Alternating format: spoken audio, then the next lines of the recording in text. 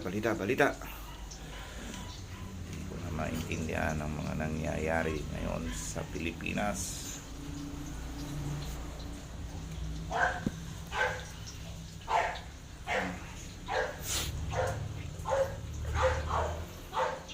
Trending nga naman ngayon si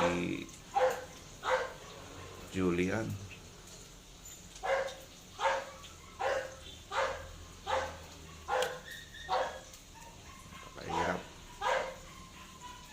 Napakahirap gumawa ng pagkakamali.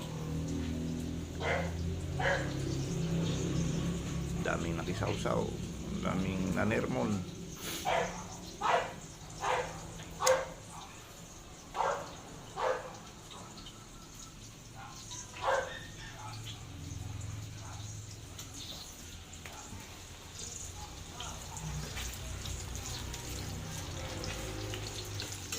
Hindi naman kasi yung nag-organize nun, siguro nangyari doon, na-excite na sila lahat, pati yung damit ni Julia hindi na napansin. Tapos na-upload pa social media, yan na, kami nang nakisawsaw. Tapos alam nilang magti-trending yun, siyempre alam nilang magti-trending, gagawa sila ng content ngayon, o di negosyo na naman.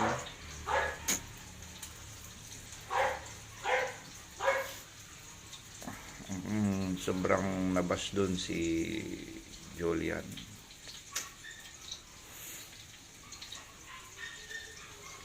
Ay, tigilan nyo na yan. Pare-parehas naman tayo makasalanan eh. Alalahanin nyo sa nakasulat sa Biblia. Mas matindi yung ginawa ni Magdalene, pero pinatawad siya ni Jesucristo. Ngayon, hinarap ni Jesus Christ si Magdalene sa harap ng maraming tao, sa mga saserdote at Pariseo. Sabi niya, kasi makasalanan daw nga siya si Magdalene eh. Hinarap niya, sabi ni Jesus, kung sino sa inyo walang kasalanan, siya ang unang bumato.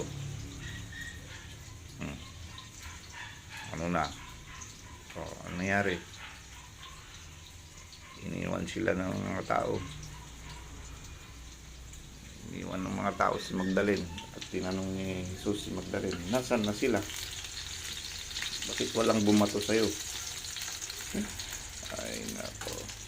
Alam niyo po ba, nung panahon ni Jesus, yung mga ganong klaseng kasalanan, pakikiapid, pangangalo niya, binabato yan hanggang sa mamatay.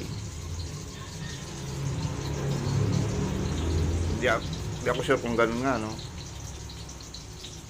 Correct me if I'm wrong. Correct niya lang ako, pero ganun ang pagkakaintindi ko nun. Hindi kasi ako magme-memorize ng Bible, pero yun ang pagkaintindi ko nun.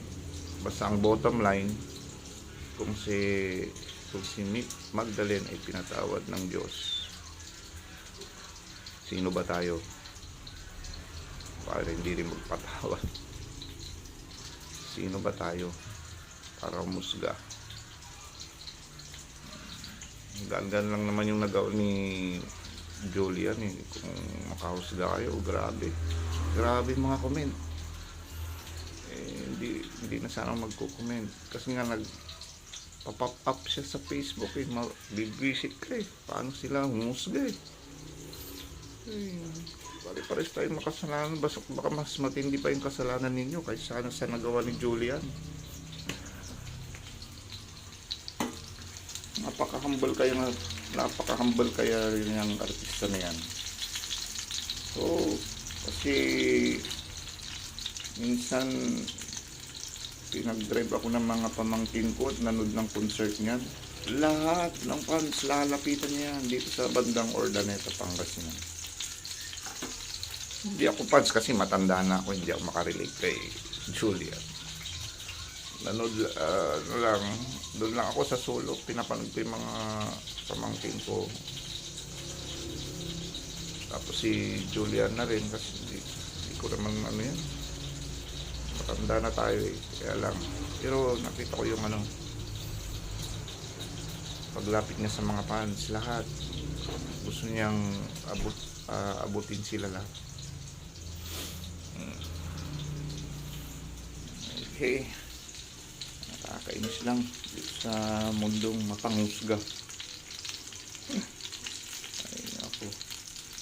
Baka mas matindi pang kasalanan nyo kaysa sa kanya eh. At least siya, mag-sorry na, nag-apologize na. Eh, kayo.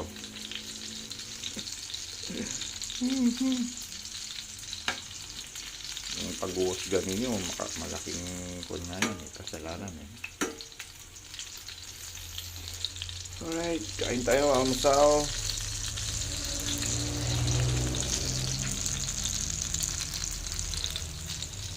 Yan lang ang ating balita-balita sa umaga. Ano pa bang gusto niyong pag-usapan?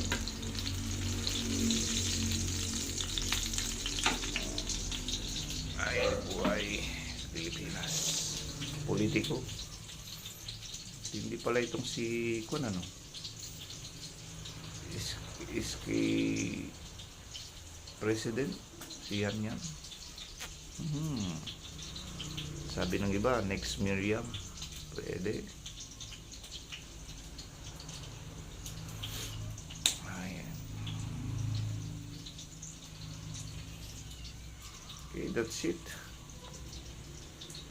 Na nating pahabayin ang video kasi pobreng vlogger lang tayo, mabagal ang internet. Tapos for video, ang quality ng video ko ay hindi ganong malinaw, matagal mag-upload. Ingat-ingat mga kabalita. Magandang umaga. Bye bye.